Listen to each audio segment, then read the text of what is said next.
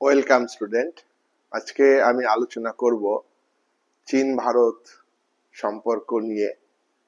চীন ভারত সম্পর্কের আজকে আমার প্রথম ভিডিও হবে মাও সেতুং বা মাও জেদং এর আমলে চীনের কমিউনিস্ট পার্টি এর চেয়ারম্যান এবং চীনের রাষ্ট্রনেতা মাও সেতুং বা মাও জেদং এর আমলে ভারতের সঙ্গে চীনের সম্পর্ক এই বিষয়টি নিয়ে। মাও জেদং একজন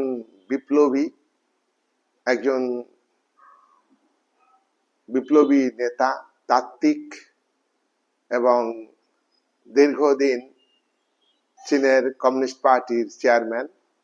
1943 থেকে 1976 সাল পর্যন্ত, মৃত্যু পর্যন্ত তিনি চীনা কমিউনিস্ট পার্টির চেয়ারম্যান ছিলেন। তারই আমলে ভারতের সঙ্গে চীনের সম্পর্ক কেমন ছিল, এই আলোচনাটা অত্যন্ত গুরুত্বপূর্ণ। চীন ভারত সম্পর্কের আলোচনা এই কারণে গুরুত্বপূর্ণ, চীন এশিয়ার একটি বৃহৎ শক্তিশালী দেশ। আজকে পৃথিবীতে চীন অর্থনৈতিক দিক থেকে দ্বিতীয়, সেকেন্ড।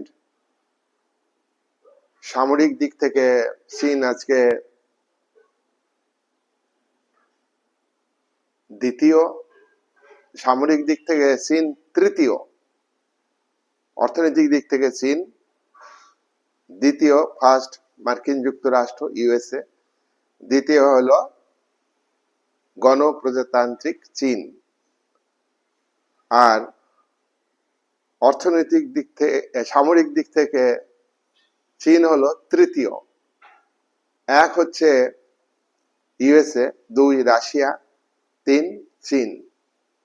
ভারত সামরিক দিক থেকে চতুর্থ, অর্থনৈতিক দিক থেকে পঞ্চম। তাই ভারত এবং চীনের মধ্যে যে বর্তমান সম্পর্ক, এটা নিয়ে আমি আলাদা ভিডিও করব। আজকে আমি চীন এবং ভারতের সঙ্গে প্রথম দিকের যে সম্পর্ক, অর্থাৎ মাও জেদং যখন রাষ্ট্রনায়ক ছিলেন, কমিউনিস্ট পার্টির লিডার, তিনি চীনের নয়া গণতান্ত্রিক বিপ্লবে নেতৃত্ব দিয়েছেন এবং চীন স্বাধীনতা লাভ করেছে। চীন দেশের আধা সামন্ততান্ত্রিক শক্তি, আধা বুর্জোয়া শক্তি এবং আধা উপনিবেশিক শক্তির বিরুদ্ধে সশস্ত্র লড়াই করে অক্টোবর মাসে 1949 সালে চীনের কমিউনিস্ট পার্টি লিডার মাও সেতুং এর নেতৃত্বে বিপ্লব সংগঠিত করে স্বাধীনতা লাভ করেছে। তাহলে চীন কিন্তু বিপ্লবের মাধ্যমে স্বাধীনতা পেয়েছে। অন্যদিকে আমাদের ভারত দীর্ঘ সংগ্রাম করলেও, বহু বিপ্লবী দেশের জন্য প্রাণ দিলেও, বহু জাতীয়তাবাদী নেতা দেশের জন্য লড়াই করেছেন। আজাদ হিন্দ বাহিনী এবং সুভাষচন্দ্রের সশস্ত্র লড়াই, আপোষহীন সংগ্রাম ভারতের স্বাধীনতা আন্দোলনকে, স্বাধীন হওয়ার পরিবেশকে অনেক এগিয়ে দিয়েছিল। এবং যখন স্বাধীনতা পাচ্ছে সেই সময় 1946 সালে নৌবিদ্রোহ, সশস্ত্র লড়াই, সংগ্রাম, বিপ্লব, 1946 সালে তেভাগা আন্দোলনকে ভিত্তি করে কৃষক আন্দোলন, শ্রমিক, লক্ষ লক্ষ শ্রমিক এই সশস্ত্র সংগ্রাম আন্দোলনকে সমর্থন করেছে। ইতিপূর্বে আজাদ হিন্দ বাহিনী ভারতের পূর্ব সীমান্তে বহু জায়গা যুদ্ধ করে জাপানের সহযোগিতায় ব্রিটিশ সাম্রাজ্যবাদী শক্তির কাছ থেকে ভারতের ভূখণ্ড কেড়ে নিয়েছিল। কিন্তু দ্বিতীয় মহাযুদ্ধে ব্রিটেনের সামরিক শক্তি এবং অর্থনৈতিক শক্তি ভেঙে চুরমার হয়ে গেলে ব্রিটিশ সরকার উপলব্ধি করে যে ভারতের স্বাধীনতার দাবিকে মেনে নিতে হবে, দীর্ঘদিনের দাবি ভারতের জাতীয় কংগ্রেসের। তাই জাতীয় কংগ্রেসকে টোপ দিয়ে ক্ষমতা হস্তান্তর করলে জাতীয় কংগ্রেস কোনো সংগ্রামকে সমর্থন করেনি, বিপ্লবী আদর্শকে মর্যাদা দেয়নি, ভারতের স্বাধীনতা নিয়েছে। 1946 সালে গণপরিষদ তৈরি হয়েছে। গাছে কাঁঠাল গোপে তেল। ভারতের স্বাধীনতার আগেই ভারতের সংবিধান রচনার কাজ শুরু হয়েছে। ভারত স্বাধীনতার আগেই একটি অন্তর্বর্তীকালীন সরকার তৈরি করেছে, যার ফলে আমরা দেখব ভারত আন্ডারস্ট্যান্ডিং এর মাধ্যমে, আন্ডারস্ট্যান্ডিং এই অর্থে যে উপনিবেশিক শক্তি শোষক অত্যাচারী তারা 190 বছর ধরে ভারত মাতাকে অত্যাচার করেছে, শাসনের নামে নিপীড়ন করেছে, বহু মানুষের প্রাণ কেড়ে নিয়েছে, হত্যা করেছে, বহু নারী নির্যাতন করেছে, সেই শক্তি ভারতবর্ষের মানুষের রাজনৈতিক ভাগ্য নির্ধারণ করে দিবে, তারই জন্য আইন ব্রিটিশ পার্লামেন্ট তৈরি করেছে। 1947 সালে জুন মাসে ইন্ডিয়ান ইন্ডিপেন্ডেন্স অ্যাক্ট অনুযায়ী ভারত স্বাধীনতা পেয়েছে। তাহলে এই জায়গায় এই পরিস্থিতিতে বোঝাই যাচ্ছে দুদেশের, চীন দেশের এবং ভারতের স্বাধীনতার পরিবেশ, স্বাধীনতার পদ্ধতি, স্বাধীনতা পাওয়ার পদ্ধতির মধ্যে পার্থক্য আছে। চীনা কমিউনিস্ট পার্টি মাও জেদুং এর নেতৃত্বে চাঙ্গা হয়ে সশস্ত্র লড়াই করে বিদেশি শক্তিকে উৎখাত করেছে এবং চীনের নয়া গণতান্ত্রিক বিপ্লবের মাধ্যমে, এ বিপ্লব ফরাসি বিপ্লবের মতো বুর্জোয়া বিপ্লব নয়, এ বিপ্লব 1917 সালে লেনিনের নেতৃত্বে বলশেভিক বিপ্লবের মতো অর্থাৎ সমাজতান্ত্রিক বিপ্লবের মতো নয়, একটা নতুন কৌশল জনগণতান্ত্রিক বিপ্লব, পিপুলস রিপাবলিক অফ চায়না প্রতিষ্ঠিত হয়েছে এবং চীনে নেতৃত্ব দিয়েছেন দুজন ব্যক্তি, ঝুয়েন লাই এবং হচ্ছে মাও সেতুং। এই দুজনের আমলে ভারতের সঙ্গে চীনের সম্পর্ক কেমন ছিল সেই বিষয়টা অত্যন্ত তাৎপর্যপূর্ণ। এ গেল একটা দিক। আর একটা দিক আমরা দেখব, আমরা দেখতে পাই দ্বিতীয় মহাযুদ্ধের পরে ঠান্ডা যুদ্ধ শুরু হয়ে গেছে। একদিকে সোভিয়েত ইউনিয়ন ক্ষতিগ্রস্ত হলেও দ্বিতীয় মহাযুদ্ধের ঘোলা জলে মাছ ধরেছে বহু ভূখণ্ডে সোভিয়েত ইউনিয়নের নেতৃত্বে।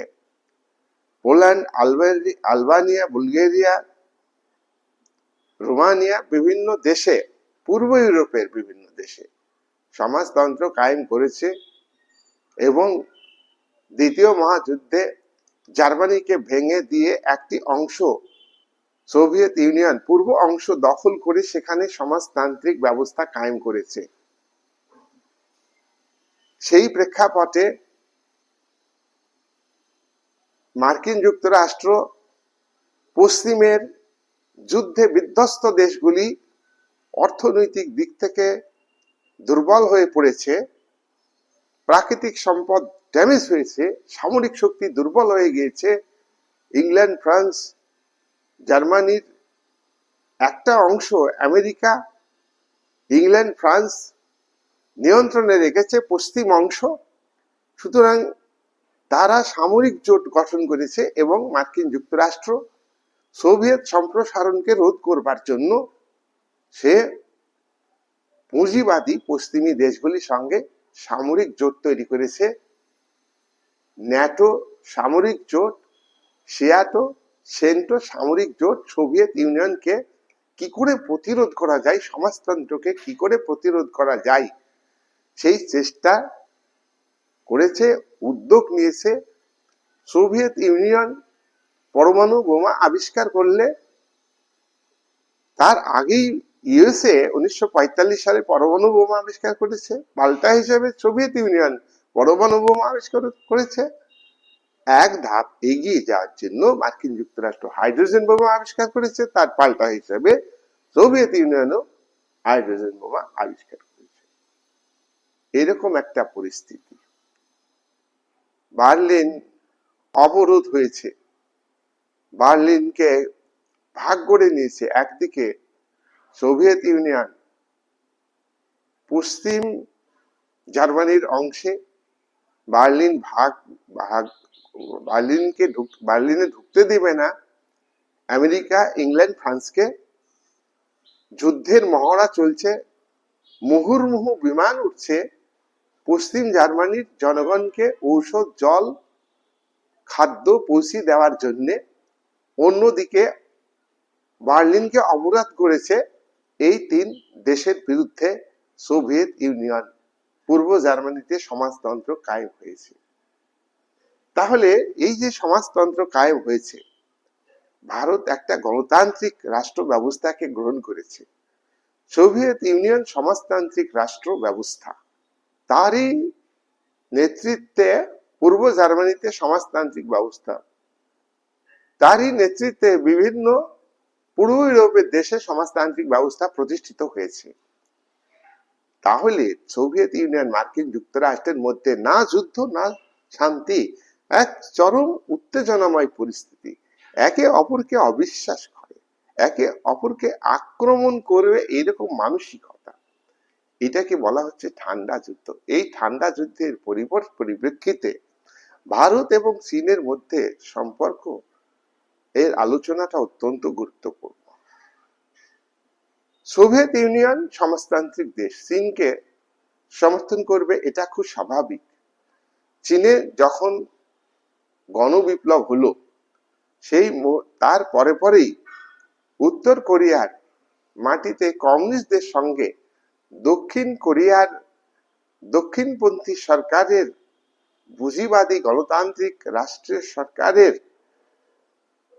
কে সমর্থন করেছে মার্কিন যুক্তরাষ্ট্র। ইউএনওকে কাজে লাগিয়ে সেনাবাহিনী গঠন করে উত্তর কোরিয়ার কমিউনিস্ট পার্টিকে আক্রমণ করলে কোরিয়ার কমিউনিস্ট পার্টি পিছু হটতে থাকে। উত্তর কোরিয়াতে চলে আসলে চীন সীমান্তে চলে আসে, চীনের ভূখণ্ডে প্রবেশ করবে, এরকম একটা মুহূর্তে সোভিয়েতের সহযোগিতায় চীনের লাল ফৌজ, রেড ফৌজ ঝাঁপিয়ে পড়ে উত্তর কোরিয়ার মাটিতে। জাতিপুঞ্জের সেনাবাহিনী মার্কিন নেতৃত্বে, মার্কিন যুক্তরাষ্ট্রের সেনা ছিল এই যুদ্ধে 90%। এই কোরিয়া যুদ্ধে চীনকে সাপোর্ট করেছে সোভিয়েত ইউনিয়ন। ভারত সদ্য স্বাধীনতা পেয়েছে 1947 সালে, এটা 1950 সালে। এইরকম একটা মুহূর্তে চীন প্রতিবেশী রাষ্ট্র ভারতের, তো চীন এবং ভারতের মধ্যে সম্পর্ক স্থাপিত হয়েছে, ঘনিষ্ঠ সম্পর্ক। সোভিয়েত ইউনিয়নের সঙ্গে পরবর্তীকালে চীনের বিরোধ বাড়লেও 50-এর দশকের অর্ধেক সময়ে চীন এবং সোভিয়েতের বিরোধ দেখা দিয়েছিল, কিন্তু প্রথম 5 বছর সোভিয়েতের সঙ্গে চীনের, গণপ্রজাতান্ত্রিক চীনের ঘনিষ্ঠ সম্পর্ক ছিল। ভারতের সঙ্গে তাহলে ভারত কোন শিবিরে যোগ না দিয়ে, সোভিয়েত ইউনিয়নের সমাজতান্ত্রিক শিবিরে যোগ দেয়নি। ভারত মার্কিন যুক্তরাষ্ট্রের নেতৃত্বে পশ্চিমী শিবিরে যোগ দেয়নি, না দিয়ে সমদূরত্ব বজায় রেখে নয়া উপনিবেশবাদ, নয়া সাম্রাজ্যবাদকে ধ্বংস করবার জন্যে, বিরোধিতা করবার জন্যে, জাতি বিদ্বেষের বিরোধিতা করবার জন্য, বর্ণ বিদ্বেষের বিরোধিতা করবার জন্য এবং ভারতের জাতি গঠন, অর্থনৈতিক বিকাশ, উভয় শিবিরের কাছ থেকে সুযোগ সুবিধা পাওয়া ইত্যাদির জন্য ভারত কোনো শিবিরে যোগ দেয়নি, জোট নিরপেক্ষ আন্দোলন সংগঠিত করেছে। এই প্রেক্ষাপটে চীন জোট নিরপেক্ষ রাষ্ট্র নয়, চীন সোভিয়েত গেসা, তাও চীনের সঙ্গে ভারত ঘনিষ্ঠ সম্পর্ক স্থাপনে উদ্যোগ গ্রহণ করেছে। চীন এবং ভারত এই দুটো প্রাচীন সভ্যতা। চীনের সঙ্গে প্রাচীনকালে ভারতের ঘনিষ্ঠ সম্পর্ক ছিল, রেশম পথ ছিল। চীনের সঙ্গে বাণিজ্যিক সম্পর্ক প্রাচীনকালে খুব ভালো ছিল। চীনের পর্যটক ভারতবর্ষে এসেছে, ভাই হেন ইউএন সাং, তোমরা জানো, এগুলি তোমাদের জানা কথা। তো ভারতবর্ষে জাতীয় কংগ্রেসের নেতৃত্বে সরকার গঠিত হয়েছে, গণতান্ত্রিক উদারনৈতিক গণতান্ত্রিক আদর্শে গঠিত ভারত সরকার। তবে সমাজতান্ত্রিক কিছু আদর্শ, ভারতের প্রধানমন্ত্রী জওহরলাল নেহরু, তিনি ফেবিয়ান সমাজতন্ত্রে বিশ্বাসী ছিলেন। তিনি ঘোষণা করেছিলেন যে ভারতকে সমাজতান্ত্রিক ধাঁচে গড়ে তুলতে হবে, ব্যক্তিগত মালিকানার পাশাপাশি রাষ্ট্রীয় মালিকানা প্রতিষ্ঠিত করতে হবে, ভারী শিল্পের উন্নয়ন করতে হবে। এই সমস্ত কাজ করতে গিয়ে তিনি পরিকল্পিত অর্থনীতিকে, যেটা সোভিয়েত ইউনিয়নের সংবিধানে পরিকল্পিত অর্থনীতিকে গ্রহণ করা হয়েছিল। চীনও একটা পিপলস রিপাবলিক চাইনা, অর্থাৎ চীন গণপ্রজাতান্ত্রিক রাষ্ট্র। চীনের সংবিধানে সমাজতান্ত্রিক অর্থনীতিকে গুরুত্ব দেওয়া হয়েছে। তাহলে এদিক থেকে, আদর্শগত দিক থেকে চীন এবং ভারতের মধ্যে সম্পর্ক স্বাভাবিক হওয়া ঠিক নয়। তবু কিন্তু প্রতিবেশী রাষ্ট্র চীন এবং ভারত উভয়ের মধ্যে সম্পর্ক স্থাপন হয়েছে। আরেকটি কথা, যিনি কমিউনিস্ট লিডার মাও সেতুং বা মাও জেতুং, দেখো মাও জেদং এটা চীনের 1982 সালের সংবিধানে এই টার্মটাকে ব্যবহার করা হয়েছে। তাই আমরা 1982 আগের আলোচনা করছি আজকে ভিডিওতে, তাই সেখানে আমরা মাও সেতুং বলতে পারি, কেউ ভুল ধরবে না। বইগুলো ব্যাকরণ মেনে লেখা হয় না, তা আমি মাও সেতুং আলোচনা করলে এটা কোনো দোষের নয়। তো মাও সেতুং কমিউনিস্ট লিডার, বিপ্লবী, সমাজতান্ত্রিক আদর্শকে গ্রহণ করেছেন। চীনের অবহেলিত কৃষক, শ্রমিক, খেটে খাওয়া মানুষ, নিরীহ মানুষ, তাদের পাশে দাঁড়ায় কমিউনিস্ট পার্টি। সুবিধাবাদী বুর্জোয়া গণতন্ত্র, যে গণতন্ত্র ধনীদের গণতন্ত্র, যে গণতন্ত্র ভারতবর্ষের যে গণতন্ত্র, এটা বুর্জোয়া গণতন্ত্র, মুষ্টিমেয় শাসক শ্রেণীর স্বার্থ রক্ষাকারী গণতন্ত্র। যতই সংবিধানে ডেমোক্রেসির কথা বলা হোক না, তা কিন্তু কার্যকরী হয়নি। আবার চীনের কমিউনিস্ট পার্টি লিডার মাও সেতুং, তিনি যে ভূমিকা পালন করেছেন, তাকে কি সত্যিকারের কমিউনিস্ট লিডার বলা যায়? সত্যিকারের কমিউনিস্ট লিডার বলা যাবে না, তা আমরা ভারত চীন সম্পর্ক আলোচনার মধ্যে দিয়ে পরিষ্কার ভাবে বুঝতে পারব। কমিউনিস্ট পার্টির আদর্শ কখনোই সাম্রাজ্যবাদী নয়। কমিউনিস্ট পার্টির আদর্শ কখনোই নয়া সাম্রাজ্যবাদী নয়। কমিউনিস্ট পার্টির আদর্শ কখনোই নয়া উপনিবেশবাদ নয়। কমিউনিস্ট পার্টির আদর্শ উপনিবেশবাদ নয়, জাতি বিদ্বেষ নয়। কমিউনিস্ট পার্টির আদর্শ আত্মনিয়ন্ত্রণের অধিকার, রাইট টু সেলফ ডিটারমিনেশন, অর্থাৎ রাইট টু সেলফ ডিটারমিনেশন। প্রত্যেকটা জাতি নিজের ভাগ্য নিজেই গড়ে তুলবে, নিজেদের শাসন প্রতিষ্ঠিত করবে, এই যদি আদর্শ হয়, তাহলে চীন মাও জেদুং এর নেতৃত্বে কেন ভারতের আসল ভূখণ্ড দখল করে নেয়? আমরা আজকে আলোচনার মধ্যে দিয়ে সব তুলে ধরব। যাই হোক, ঐতিহ্যগত ভাবে চীন এবং ভারতের মধ্যে সম্পর্ক ভালো থাকা উচিত। আবার আদর্শগত ভাবে চীন এবং ভারতের মধ্যে সুসম্পর্ক থাকা উচিত নয়, সংঘর্ষের সম্পর্ক। তো ভারত কঠোরভাবে পুঁজিবাদী অর্থনীতিকে গ্রহণ করেনি। ভারত ওয়েলফেয়ার স্টেটের আদর্শকে গ্রহণ করেছে। ওয়েলফেয়ার স্টেটও কিন্তু পুঁজিবাদী আদর্শ। ওয়েলফেয়ার স্টেট মার্কিন যুক্তরাষ্ট্র, ব্রিটেন গ্রহণ করেছে, ভারত স্বাধীনতার পরে এটাকে গ্রহণ করেছে। ভারতের অন্যায়ের প্রতিবাদ হলো তৃতীয় বিশ্বের দেশ ভারত, তৃতীয় বিশ্বের দেশের জোট নিরপেক্ষ আন্দোলনের নেতা হিসেবে নেতৃত্ব দিয়েছে। দুর্বল অর্থনীতি, বেকার সমস্যা বেশি, নিরক্ষরতার হার বেশি, ঋণের বোঝা বেশি। রাজনৈতিক স্বাধীনতা পেলেও অর্থনৈতিক স্বাধীনতা পায়নি সদ্য স্বাধীন দেশগুলো। আর এই দেশগুলিকে পুরাতন উপনিবেশিক শক্তি শোষণ করতে চাই নয়া উপনিবেশিক শক্তি হিসাবে।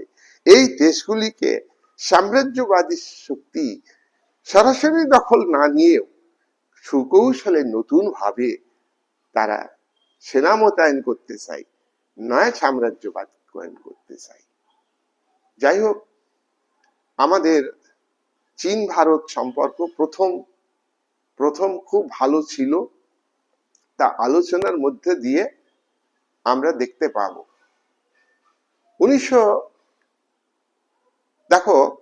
1950 সালে চীন আমাদের প্রতিবেশী রাষ্ট্র তিব্বতকে আক্রমণ করে, তিব্বতের সঙ্গে চুক্তি করে। তিব্বতের উপর চীনের আধিপত্য, অর্থনৈতিক আধিপত্য, সামরিক আধিপত্য প্রতিষ্ঠিত হয়। এটা ভারত কিন্তু ভালো চোখে দেখেনি। ভারত চীনের এই আগ্রাসী মনোভাবকে সমর্থন করেনি। তবুও কিন্তু ভারত এবং চীনের মধ্যে, দুদেশের মধ্যে একটা স্বাভাবিক সম্পর্ক স্থাপন করেছে। কোরিয়া যুদ্ধকে চীন সাপোর্ট করেছে। শুধু তাই নয়, চীনের লাল ফৌজ কোরিয়ার কমিউনিস্ট পার্টির পক্ষে সরাসরি ভাবে যুদ্ধ করেছে। মার্কিন যুক্তরাষ্ট্রের সেনাবাহিনীকে মূলত, অর্থাৎ জাতিপুঞ্জের বাহিনী মানে মার্কিন যুক্তরাষ্ট্রের 90% সেনা ছিল, সেই বাহিনীকে উত্তর কোরিয়ার কমিউনিস্ট পার্টির পক্ষে পরাজিত করা সম্ভব ছিল না। এখানে চীনের লাল ফৌজের গুরুত্বপূর্ণ ভূমিকা ছিল। এটা কমিউনিস্ট পার্টির একটা আগ্রেসিভ নীতি বা বুর্জোয়া শক্তিকে প্রতিরোধ করবার জন্য করেছে ঠিকই, কিন্তু ভারত এটাকে ভালো চোখে দেখেনি। তিব্বতের উপর আধিপত্য ভারত এটা ভালো চোখে দেখেনি। তবুও চীনের কমিউনিস্ট পার্টির চেয়ারম্যান এবং তারই সমপর্যায়ের আরেকজন নেতৃত্ব চীনের রাষ্ট্রনায়ক ঝুয়েন লাই 1954 সালে ভারতে আসেন।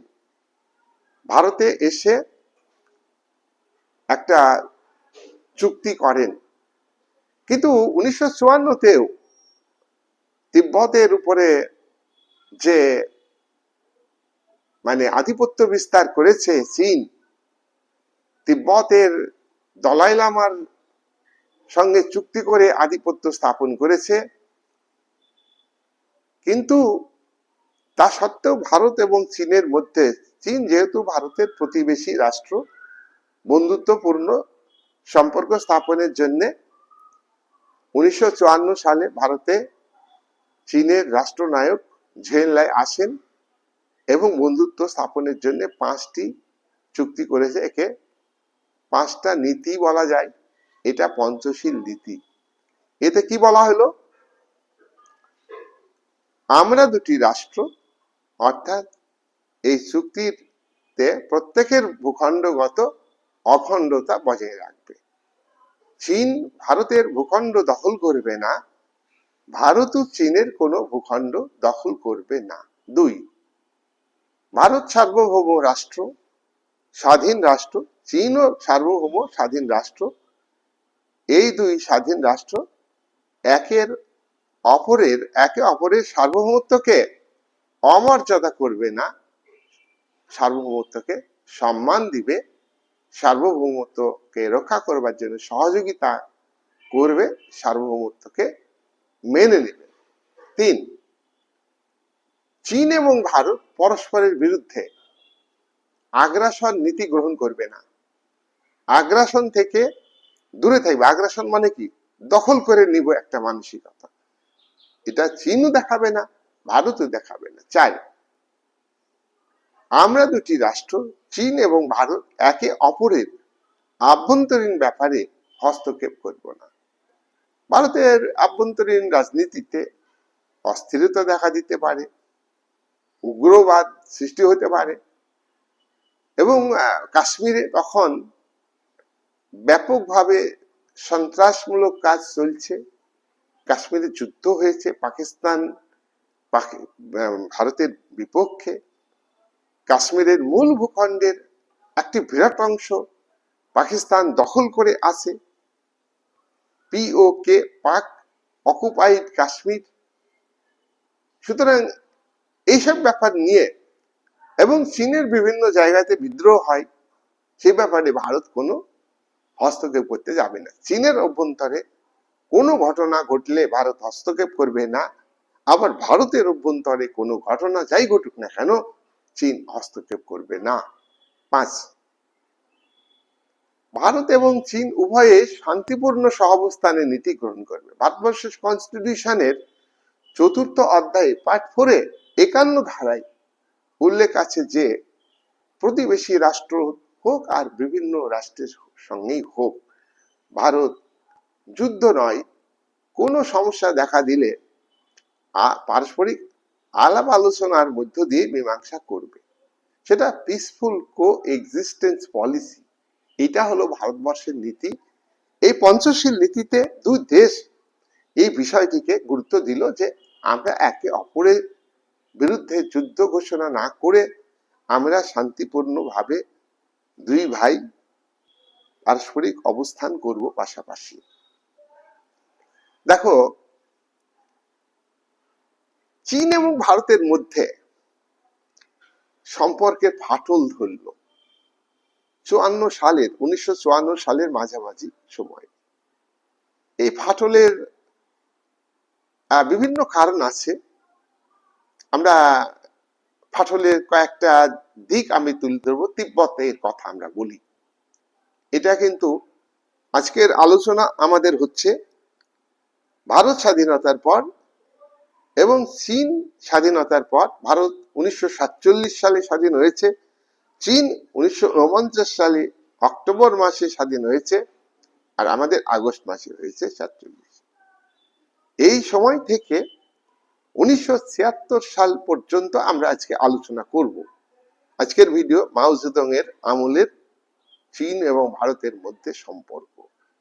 আমরা তাহলে পঞ্চশীল নীতির কথা দেখলাম, খুব ভালো কথা, ভালো ভালো বক্তব্য, তাতে চীন এবং ভারতের মধ্যে সম্পর্ক খুব স্বাভাবিক থাকা কথা। কিন্তু মাঝামাঝি সময় এই চুক্তির পরেই গন্ডগোল শুরু হয়ে গেল। দেখো, চীন তিব্বতটাকে কিভাবে 1950 সালে তার উপর আধিপত্য বিস্তার করলো, চীনের দৃষ্টিভঙ্গিটা দেখো। চীন সরকার মাও জেদং এর বক্তব্যকে তুলে ধরলো। কি বক্তব্য? যে তিব্বত হলো হাতের তেলো, হাতের তালু হলো তিব্বত, হাতের তালু হচ্ছে তিব্বত। এই তিব্বত আমার নিয়ন্ত্রণে থাকবে।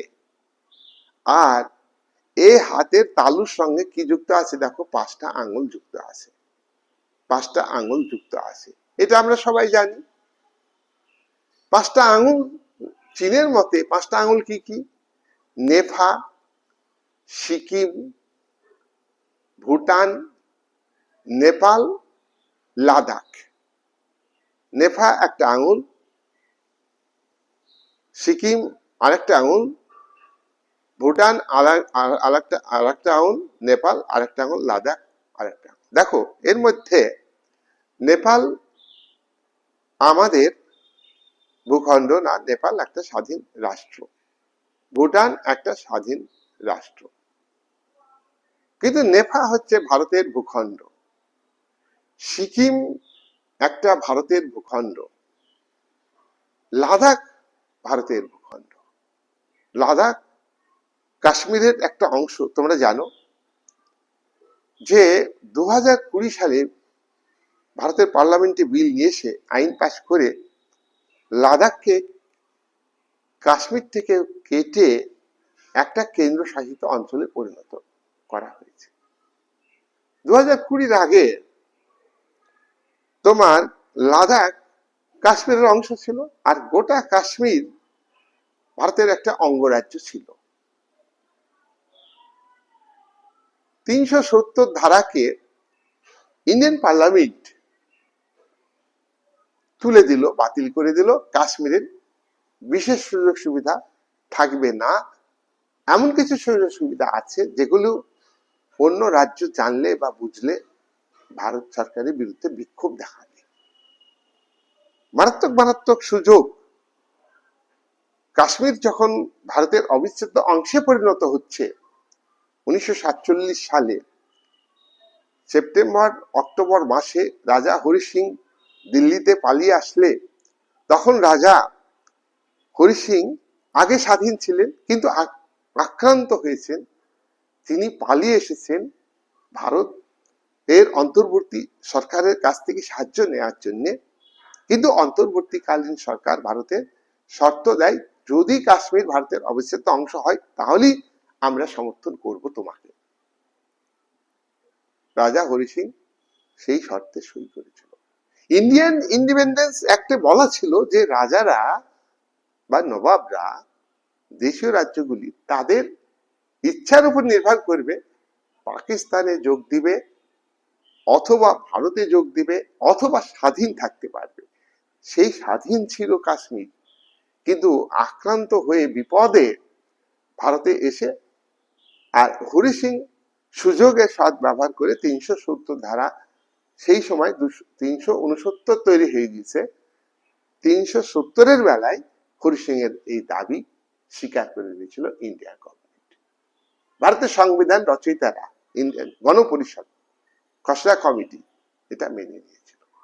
কি যে আমরা দেখো খসড়া কমিটি এটা গণপরিষদের কয়েকজন নেতা, জওহরলাল নেহরু, সর্দার বল্লভ ভাই প্যাটেল, রাজেন্দ্র প্রসাদ এরা যা বলেছে সেইটাই ক্যারি আউট করেছেন কে? ডক্টর বি আর আম্বেদকর। ডক্টর বি আর আম্বেদকর 1950 সালে পার্লামেন্টে দাঁড়িয়ে বলেছিলেন রাজ্যসভার সদস্য হিসাবে যে ভারতের এই সংবিধানকে জ্বালিয়ে দেওয়া উচিত, পুড়িয়ে দেওয়া উচিত, এ সংবিধানের মধ্যে আমার কোনো নিজস্বতা নেই, এই বক্তব্য তিনি তুলে ধরেছিলেন। যাই হোক, কাশ্মীর ভারতের অবিচ্ছেদ্য অংশ হয়েছিল 1947 সালে। তো লাদাখ হচ্ছে কাশ্মীরের অংশ। লাদাখ 2020-তে একটা কেন্দ্রশাসিত অঞ্চলে পরিণত হয়েছে, কাশ্মীরও কিন্তু কেন্দ্রশাসিত অঞ্চলে পরিণত হয়েছে। কিন্তু কাশ্মীর ভারতের অবিচ্ছেদ্য অংশ হলেও ইন দ্য মিন টাইম পাকিস্তানের হানাদার বাহিনী দ্বিতীয় মহাযুদ্ধে এক্স মিলিটারি যারা, তারা আজাদি বাহিনী, মুসলিম লীগ সংগঠন যৌথভাবে রাজাকে অ্যাটাক করেছিলেন এবং অনেক ভূখণ্ড দখল করে নিয়েছিলেন। সেই দখলীকৃত ভূখণ্ড হচ্ছে পাক অকুপাইড কাশ্মীর, অর্থাৎ পাকিস্তান অধিকৃত কাশ্মীর। সেখানে পাকিস্তানের পাপেট গভর্নমেন্ট চলছে। সেখানকার জনগণ মাঝে মাঝে বিক্ষোভ করে যে তারা ভারতের সঙ্গে যুক্ত হতে চায়। পাক অকুপাইড কাশ্মীরে জনগণ অর্থনৈতিক দিক থেকে বঞ্চিত, সামাজিক দিক থেকে নির্যাতিত, এবং তার পাকিস্তান গভর্নমেন্টের মিলিটারি বাহিনীর অত্যাচার, পাশাপাশি সন্ত্রাসবাদীদের হামলা জনগণের উপরে ব্যাপক থেকে ব্যাপকতর হচ্ছে। তাই জনগণ কিন্তু শান্তিতে নেই পিওকের। যাই হোক, তাহলে আজকে চীন এরকম একটা মানসিকতা, আরে তার পলিটিক্যাল ম্যাপে, রাজনৈতিক ম্যাপে দেখায় যে 5টা আঙুল তিব্বত আমার হাতের তালু, আর 5টা আঙুল, এই 5টা জায়গা আমাদের। কিন্তু ভুটানের সঙ্গে ভারতের সম্পর্ক এখন ভালো আছে, কিন্তু ভুটানকে কেন্দ্র করে চীনের সঙ্গে ভারতের সম্পর্ক তিক্ত হয়, যুদ্ধের আবহাওয়া তৈরি হয়। 2017-তে ডোকলামকে কেন্দ্র করে যুদ্ধের আবহাওয়া তৈরি হয়েছিল।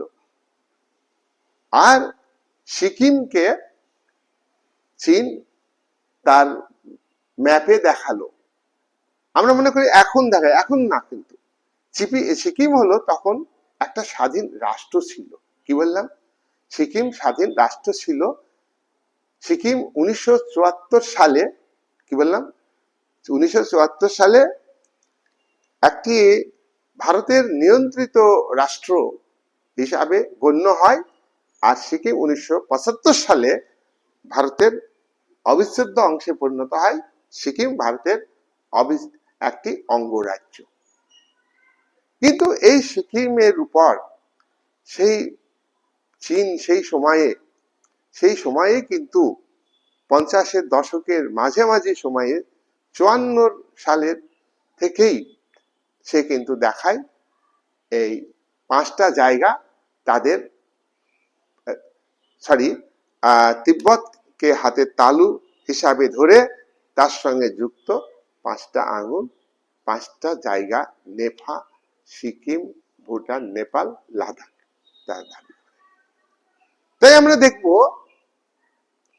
যে লাদাখের একটা বিরাট অংশ আকসাই অঞ্চল, সেটা কিন্তু চীন 1962 সালে যুদ্ধ করে দখল করে নিয়েছে।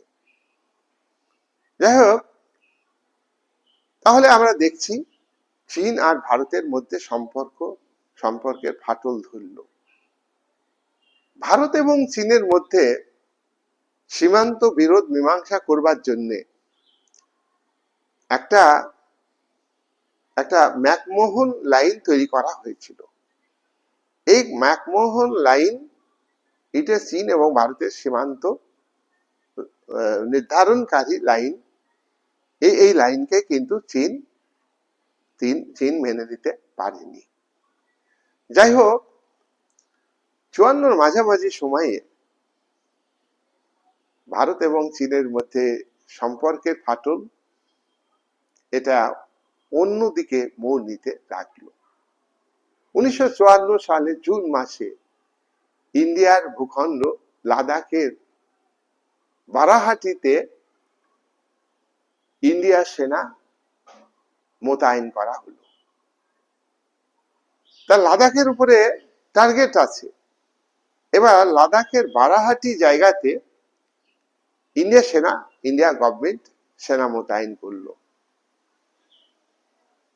এই সেনা যখন মোতায়েন করলো ভারত, চীন তার বিরোধিতা করল। 1955 সালে 28শে জুলাই চীন কি করলো? বারাহাটি দখল করে নিল।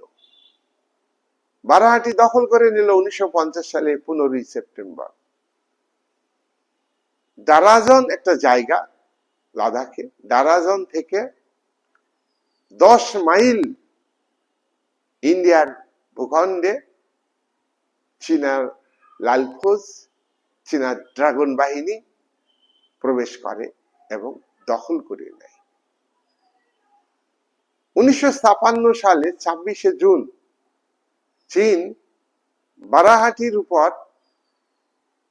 আনুষ্ঠানিক দাবি, খাতা কলমে দাবি বলা হয়, আগে দখল করে নিয়েছে, এবার খাতা কলমে পরিষ্কার করে নিতে চাই চীন দাবি পেশ করল ভারত সরকারের কাছে। চীনের সেনা শিবকি পাস দখল করে ভারতের ভূখণ্ডে, লাদাখের ভূখণ্ডে অগ্রসর হতে থাকে।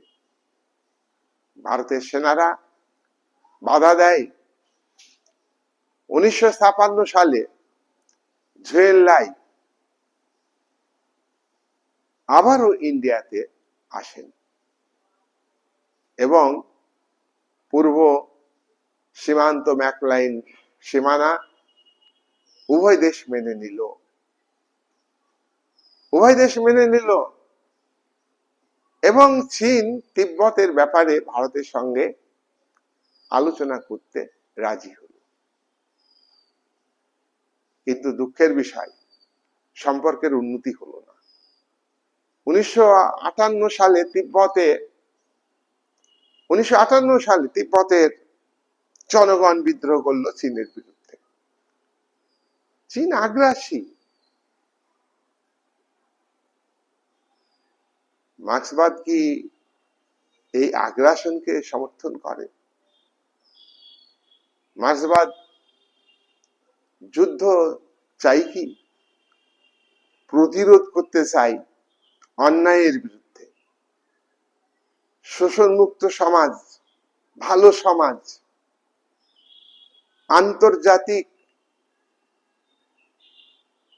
আন্তর্জাতিক শ্রমিকদের সংগঠন গড়ে তুলতে। মার্কস এঙ্গেলস কমিউনিস্ট ম্যানিফেস্টোতে বলেছেন, দুনিয়ার মজদুর এক হও। তাহলে চীনের কমিউনিস্ট পার্টি এই আদর্শ ছিল? মাও সেতুং এর এই আদর্শ ছিল? মাও সেতুং কমিউনিস্ট পার্টির চেয়ারম্যান হিসেবে জুয়েনলাই রাষ্ট্রনায়ককে পাঠিয়েছেন তিব্বতের উপর তার আধিপত্য বজায় রাখবার জন্য। এ কোন মার্ক্সবাদী? এ কোন দুনিয়ার মজদুর এক হও আদর্শ? এ কোন শ্রমজীবী আন্তর্জাতিকতাবাদ? শ্রমজীবী মানুষের আন্তর্জাতিকতাবাদ মানে কি? মানে হলো পৃথিবীর সমস্ত দেশের শ্রমজীবী মানুষ, খেটে খাওয়া মানুষ কাজ করবে, ন্যায্য মজুরি পাবে। তা পায় না।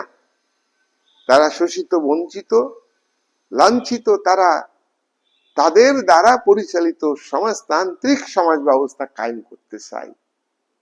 তিব্বতের গণতান্ত্রিক আন্দোলন, ন্যায্য আন্দোলন, তিব্বতের দলাই মলাই সঠিক নেতৃত্ব দিতে পারছেন না। তাই তিব্বতের দলাই মলাইয়ের কাছে চীনের বিরুদ্ধে আন্দোলন সংগঠিত করছে। এই আন্দোলন কিন্তু ভারত চীন সম্পর্কের ক্ষেত্রে গুরুত্বপূর্ণ ভূমিকা পালন করে। ভারত অন্তরে চাইছে যে তিব্বতের উপর চীনের আধিপত্য ঠিক নয়। 1958 সালে 21শে আগস্ট চীন ভারতের মধ্যে আবার ভাব বিনিময় হয়। 3 নভেম্বর ভারত যে পরামর্শ দিয়েছিল তিব্বত ত্যাগ করতে, তিব্বতের গণতান্ত্রিক অধিকার প্রতিষ্ঠার যে আন্দোলন জনগণের, সেটাকে মেনে নিতে বলেছিল, ভারত সরকার চীন তা প্রত্যাখ্যান করে। 1958 সালে তিব্বতে চীন বিরোধী যখন আন্দোলন চলছে, তিব্বতের রাষ্ট্রনেতা দলাই লামা ভারতের সাহায্য চেয়েছেন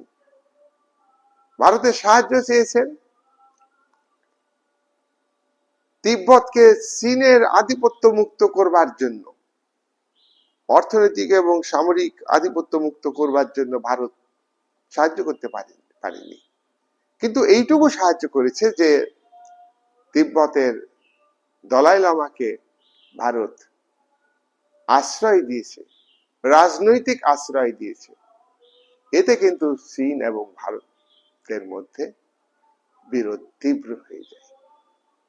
1959 সালে ইন্ডিয়ার টেরিটরি, ইন্ডিয়ার ভূখণ্ডের অংশ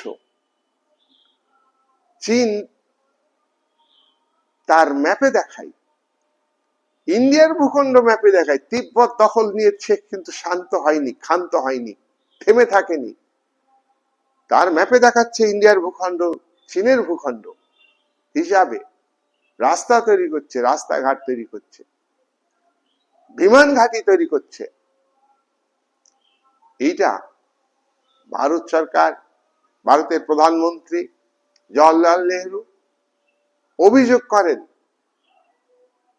লাদাখে কেন চীনের সেনা মোতায়েন আছে, লাদাখে কেন চীন বিমান ঘাঁটি করবে, এইসব অভিযোগ করে। 1962 সালে 24শে অক্টোবর নেফা ও লাদাখ অঞ্চলে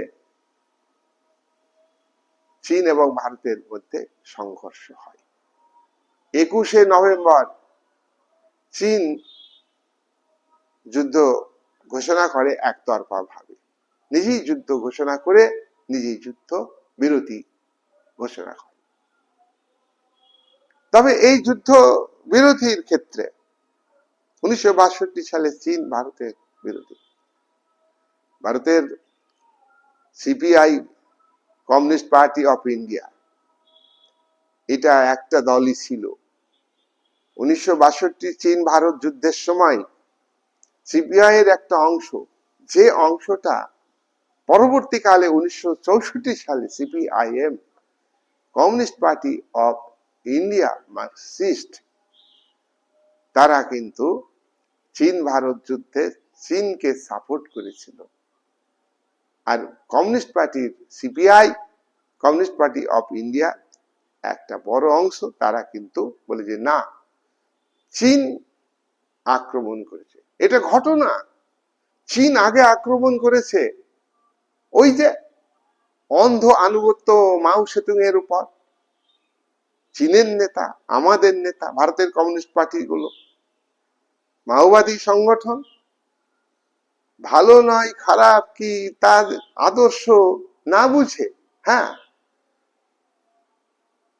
চীনের শোষিত বঞ্চিত মানুষের, কৃষকদের অত্যাচার থেকে তাদেরকে শোষণ মুক্ত করেছে, অত্যাচার মুক্ত করেছে, একটা স্বাধীন দেশ দিয়েছে ঠিকই, কিন্তু কিন্তু ভারতের ভূখণ্ড নেফা, লাদাখে তারা দখল নিবে, সংঘর্ষ করছে, যুদ্ধ করছে।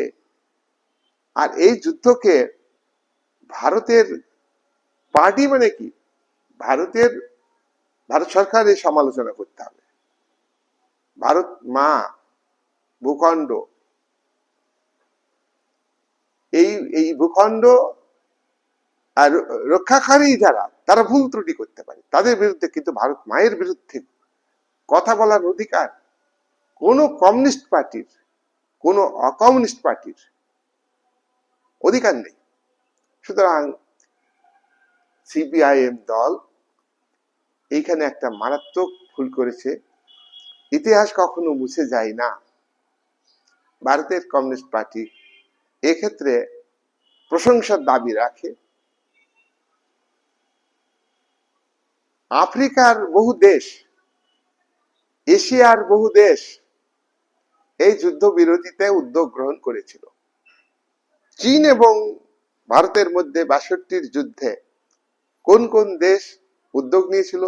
সিংহল, যেটা পরবর্তীকালে আজকের নাম হলো শ্রীলঙ্কা, ব্রহ্মদেশ, পরবর্তীকালে নাম হলো মায়ানমার, কাম্পুচিয়া, ইন্দোনেশিয়া, সংযুক্ত আরব প্রজাতন্ত্র,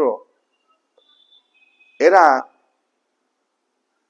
শ্রীলঙ্কার কলম্বোতে মিটিং এ বসেন 1963 সালে।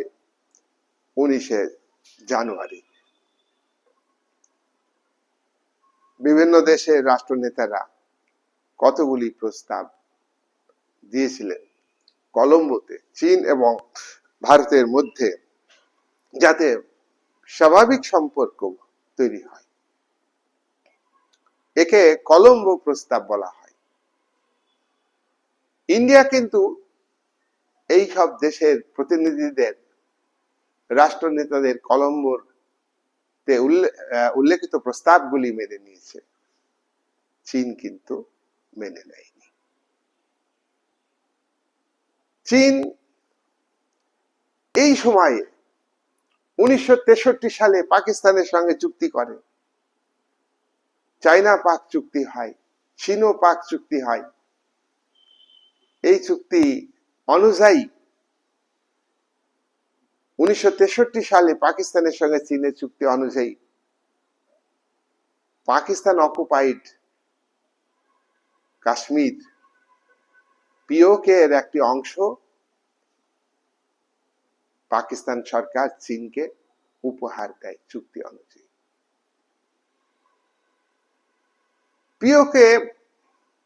পিওকে ভারত দাবিদার, যেহেতু আইনগতভাবে গোটা কাশ্মীরটাই ভারতের, কিন্তু পাকিস্তান তো পিওকে দখলে রেখেছে, প্লাস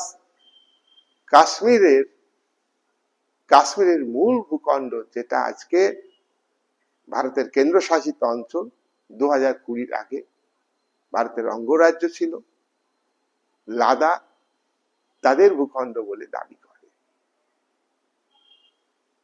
কাশ্মীরের সঙ্গে যুক্ত, লাদাখের সঙ্গে যুক্ত, আজকে লাদাখের সঙ্গে যুক্ত, অতীতে কাশ্মীরের সঙ্গে যুক্ত ছিল আকসাই। এই আকসাই অঞ্চল 62 সালে যুদ্ধে চীন দখল করে নেয়। ভারত মেনে নিয়েছে, এটা ভারতের বিদেশ নীতিতে একটা কলঙ্ক। আকসাই দখলে নিল, তাদের ভৌগোলিক রাজনৈতিক ম্যাপে দেখালো, সেটা মেনে নিল ভারত সরকার 1963 সালে। চীন যুদ্ধ করে ভারতের ভূখণ্ড দখল নিল। আকসাই অঞ্চলে চীনা সাধারণ মানুষ বসবাস করতে পারে না, ওখানে চীনের সেনাবাহিনী মোতায়েন আছে। প্রতিকূল প্রাকৃতিক অবস্থা, লবণাক্ত বরফে আবৃত জায়গা, কিন্তু তারা লাদাখ আকসাই দখল করে ক্ষান্ত নেই। তারা লাদাখের ভিতরে ঢুকে পড়ছে। লাদাখে ভারত চীনকে প্রতিরোধ করবার জন্য স্থায়ীভাবে বিমান ঘাঁটি তৈরি করেছে, স্থায়ীভাবে রাস্তাঘাট তৈরি করছে। সেই সময়ে কিন্তু তেমন প্রতিরোধ করবার ক্ষমতা ভারত সরকারের ছিল না। এই সময় 1962 সালে চীন ভারত সম্পর্কের এতটাই ফাটল ধরল, উভয় দেশ তাদের রাষ্ট্রদূতকে ফেরত নিল। ভারতের রাষ্ট্রদূত চীনে ছিল, অবস্থান করছিল, ভারত প্রত্যাহার করে নিল, তুলে নিল, আর চীনের রাষ্ট্রদূত ভারতবর্ষে ছিল, তুলে নিল। চীন ভারত বিরোধ তুঙ্গে আসলো। 1964 সালে চীন পরমাণু শক্তির অধিকারী হলো। চীনের অ্যাগ্রেসিভ মানসিকতা, আগ্রাসী মনোভাব, আক্রমণ করব ভারতকে, 5 ফিঙ্গারকে দখল করে নিব। শুধু আজকে এখানে নয়, অরুণাচল প্রদেশ তার সঙ্গে যুক্ত হয়েছে।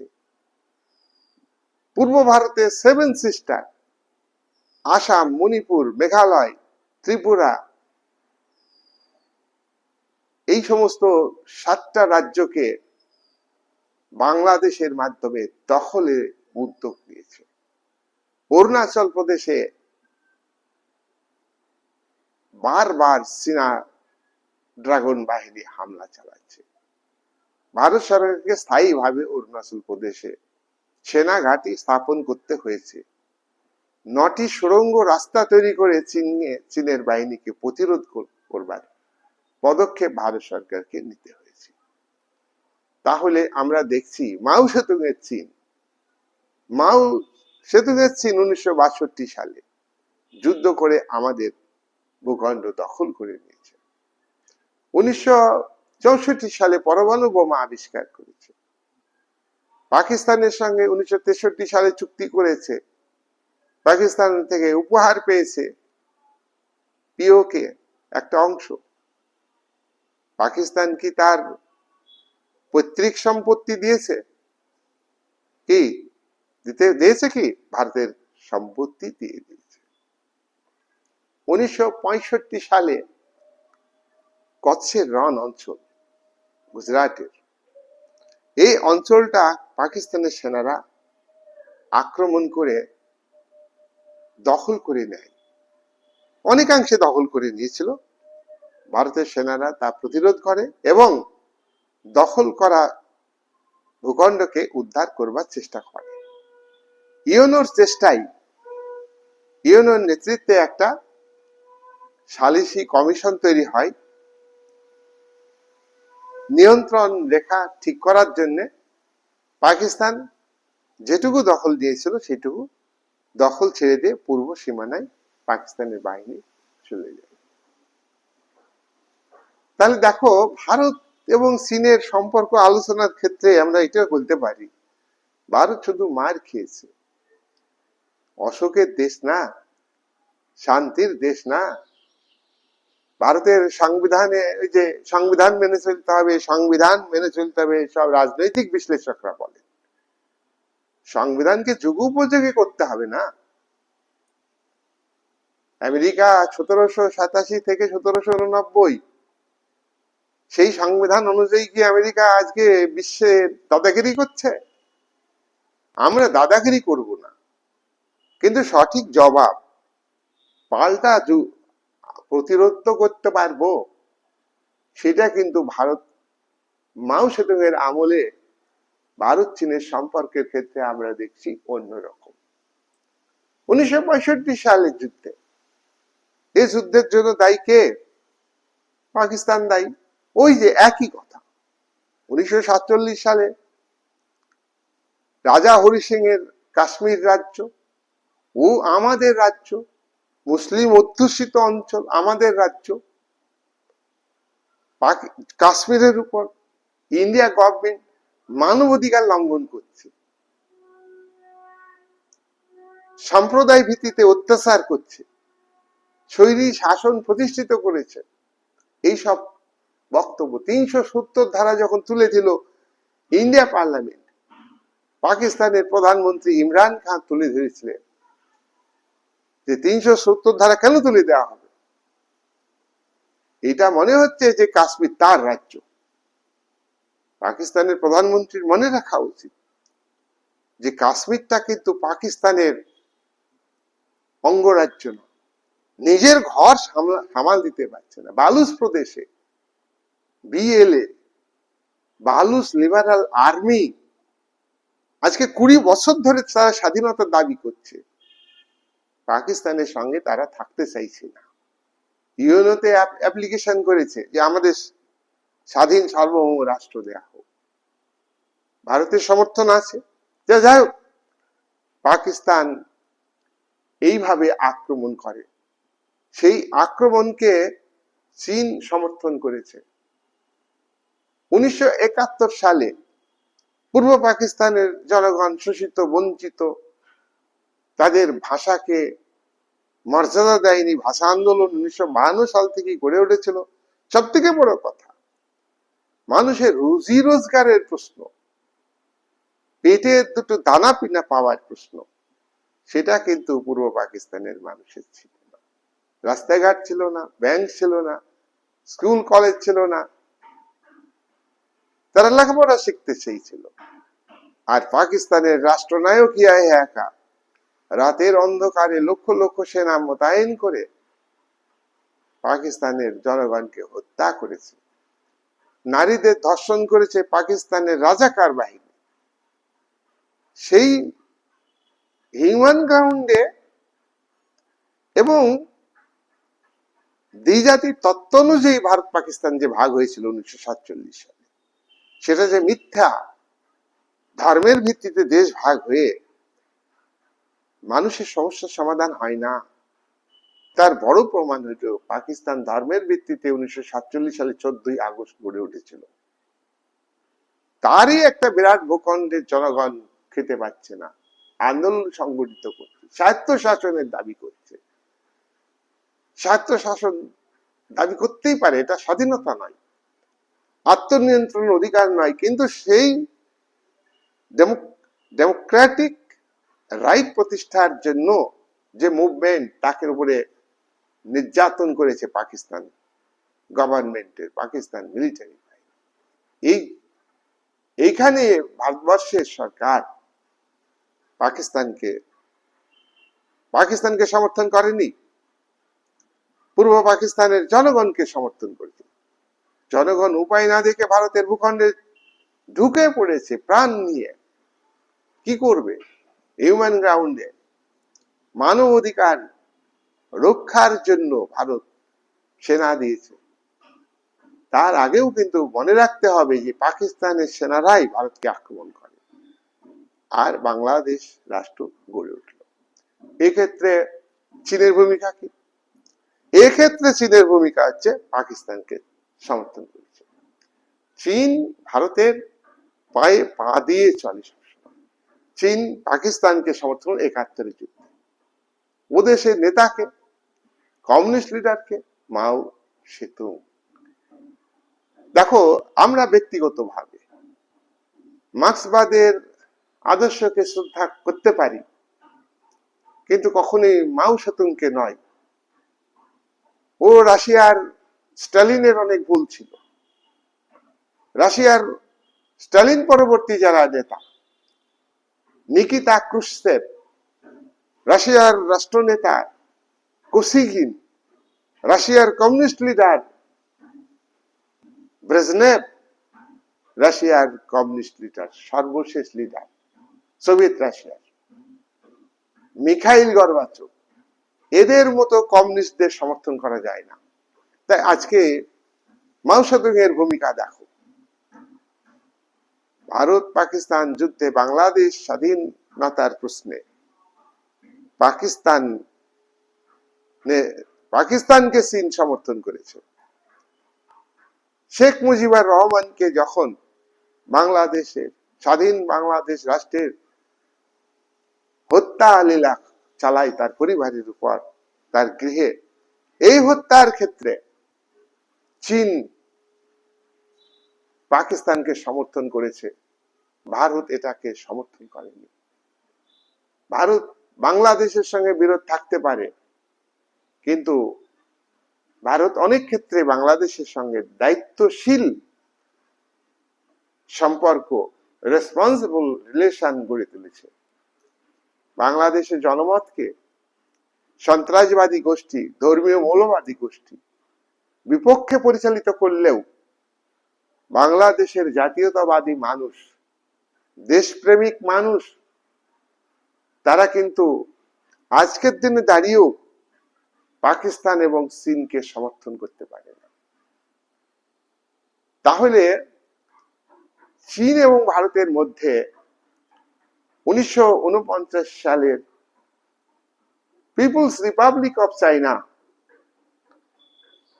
1947 সালে ইন্ডিয়ার ডেমোক্রেটিক স্টেট, উভয়ের মধ্যে যে সম্পর্ক, উভয় সার্বভৌম রাষ্ট্রের মধ্যে সম্পর্ক, নেতৃত্ব হিসাবে চীনের ছেলাই, চীনের কমিউনিস্ট পার্টি হলো রাষ্ট্রনায়ক। কমিউনিস্ট পার্টির নিয়মই হলো one class, one party, one leader. Bharatvarsha Democratic state, নির্বাচনের মাধ্যমে শান্তিপূর্ণ উপায়ে সার্বিক ভোটাধিকার প্রয়োগ করে ভারতের সরকার গঠিত হয়েছে।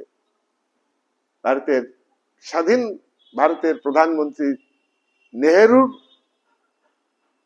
প্রধানমন্ত্রীত্বে, তার পরবর্তীকালে ইন্দিরা গান্ধী, এই যে আর মাঝে দুজন প্রধানমন্ত্রী ছিলেন, অল্প দিন ছিলেন তারা, নামটা এখন ভুলে গেলাম। তাহলে এই নেহেরু এবং ইন্দিরা গান্ধীর আমলে যে ভারতের বিদেশ নীতি, সেই বিদেশ নীতির সঙ্গে চীনের কমিউনিস্ট লিডার মাও সেতুং এর যে নেতৃত্ব, চীন দেশের ক্ষেত্রে চীনের এর মধ্যে 1949 থেকে 1954 একটা কমিটি চীনের রাষ্ট্র ব্যবস্থাকে পরিচালনা করেছে। 1954 সালে চীনের প্রথম সংবিধান, 1975 দ্বিতীয় সংবিধান, 1978 তৃতীয় সংবিধান, 1982 সালে চতুর্থ সংবিধান, যেটা এখন চলছে। 1954 এবং 1975 এই দুটি সংবিধান হচ্ছে মাও সেতুং। এবং আরেকটি কথা আমি বলবো, চীন সাংস্কৃতিক বিপ্লবে নেতৃত্ব দিয়েছেন মাও সেতুং 1966 থেকে 1976, যতদিন মাও সেতুং বেঁচে। সাংস্কৃতিক বিপ্লব কি? মনে প্রাণে মার্ক্সবাদকে বিশ্বাস করতে হবে, মনে প্রাণে ত্যাগ স্বীকার করতে হবে, রাষ্ট্রীয় মালিকানায় উৎপাদন, রাষ্ট্রীয় মালিকানায় সবকিছু চলবে, সেখানে প্রত্যেকটা মানুষকে, ইচ এন্ড এভরিবডিকে, যে এটা সমষ্টিগত স্বার্থ মানে আমার স্বার্থ আছে। ব্যক্তি মালিকানায় ব্যক্তি উদ্যোগ চাঙা হয় ব্যক্তিগত প্রফিটের আশায়, কিন্তু রাষ্ট্রীয় মালিকানায় চাঙা হবে কি করে? সব জনগণ নিঃস্বার্থভাবে কাজ করলে, তা নাহলে কিন্তু সমাজতন্ত্র ফল করবে। ও সোভিয়েত ইউনিয়নে ফল করেছে, লিডারদের দোষ ছিলই, পার্টির দোষ ছিলই। কমিউনিস্ট পার্টি মানেই তো বুর্জোয়া পার্টিগুলির মতো বাড়ি গাড়ি নয়, ত্যাগের পলিটিক্স, নিঃস্বার্থ ভাবে লিডাররা কাজ করবে, অ্যাগ্রেসিভ নয়। হিউম্যানিটি অবশ্যই থাকবে, ইন্টারন্যাশনালিজম থাকবে। আজকে বুর্জোয়া সিস্টেমের সারা পৃথিবীতে কোনো শান্তি আছে? এটা বিতর্কের ব্যাপার। যাই হোক, আমি আর বড় করব না ভিডিও। আজকের ভিডিও হচ্ছে মাও সেতুং এর আমলে আর ভারতবর্ষের প্রধানমন্ত্রী মূলত আমরা দেখেছি জওহরলাল নেহেরু, আর ভারত জোট নিরপেক্ষ আন্দোলনের নেতৃত্ব দিয়েছে। তার প্রেক্ষাপটে চীনের সঙ্গে ভারতের সম্পর্ক প্রথমে ভারত ভালো রাখার চেষ্টা করেছে, চীনও রেখেছিল। পরবর্তীকালে চীন কিন্তু ভারতের সঙ্গে ভালো সম্পর্ক রাখেনি। সেই সম্পর্কে যে আমি যেটা হলো জিনপিং, তোমাদের অনেকে কমেন্টে জানিয়েছো যে জিনপিং যখন চীনের রাষ্ট্রনেতা আছেন, তার আমলে ভারতের সঙ্গে চীনের সম্পর্ক, তিক্ততার সম্পর্ক। আজও অতীতের আমরা মাও সেতুং এর যে আমলে ভারতের সঙ্গে চীনের সম্পর্ক আলোচনা করলাম, সেই সব ইস্যুগুলো তো আছেই। আরো অনেক বাড়তি ইস্যু কে কেন্দ্র করে চীন এবং ভারতের মধ্যে তিক্ত সম্পর্ক গড়ে উঠেছে। সাম্প্রতিককালে ভারত ভূখণ্ডে, নেপাল, চীন এবং ভারতের সীমান্তে এলাকাতে, ভারত ভূখণ্ডে কালাপানি অঞ্চলে 80 কিলোমিটার রাস্তা নির্মাণে চীন বাধা দিয়েছে, নেপাল বাধা দিয়েছে। তার প্রেক্ষাপটে চীনের ড্রাগন বাহিনী প্রতিটা মুহূর্তে লাদাখের ভূখণ্ডে ঢুকে পড়ছে, সিকিম দখলের চেষ্টা করছে, অরুণাচল প্রদেশ দখল করবার চেষ্টা করছে এবং পাকিস্তানকে কাজে লাগাচ্ছে। সেই সব আলোচনা আমি পরের ভিডিওতে করব। এই বলে আজকের আলোচনা শেষ করব।